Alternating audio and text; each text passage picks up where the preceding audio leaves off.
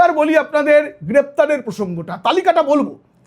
2021 এবং 2024 সালে এই পশ্চিমবঙ্গ দেখেছে ভয়াবহ ভোট পরবর্তী সন্ত্রাস। সবচেয়ে বেশি ছিল 21 সালে ভোটের পর।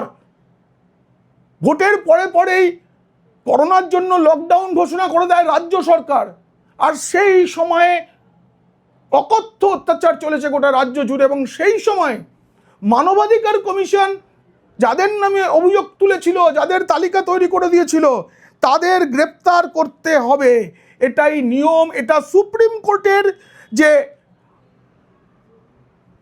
বিচার ছিল সেখানে সিবিআই তদন্তেরও ঘোষণা করা হয়েছিল। তাদেরকে বলা হয়েছে তারা নির্দিষ্ট থানায় গিয়ে তারা আর আত্মসমর্পণ করুন। এই যে তালিকাটা অনেক বড়, 1000-3 নাম রয়েছে ওই তালিকায় যাদেরকে ভোটের আগে গ্রেফতার করতে হবে। কিন্তু তৃণমূল কংগ্রেস এত ভয় পাচ্ছে যে তারা আদালতে চলে গেছে এবং একটি তালিকা তারা পেশ করেছে আদালতে। সেখানে সাংসদ রয়েছেন, বিধায়ক রয়েছেন, এবার ভোটে প্রার্থী হয়েছে এমনরাও রয়েছেন। তাদের বিরুদ্ধেও নাকি গ্রেপ্তারি পরোয়ানা জারি হতে পারে বলে ভয় পাচ্ছে তৃণমূল। ভয় নয়, এটা সত্য। তার কারণ তারা তো অভিযুক্ত।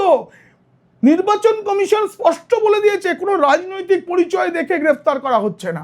যাদের বিরুদ্ধে গ্রেফতারি পরোয়ানা জারি আছে এবং যারা দুষ্কৃতী, যাদের বিরুদ্ধে বিভিন্ন সময় নানা রকম অশান্তি পাকানো, তাণ্ডব এসবের অভিযোগ আছে, তাদের বন্দি করেই ভোট করাটা নিয়ম। সেই নিয়মটাই কার্যকর হতে চলেছে। কিন্তু কারা কারা গ্রেপ্তার হতে পারেন, তালিকা আমার কাছে। সেই তালিকা অনুযায়ী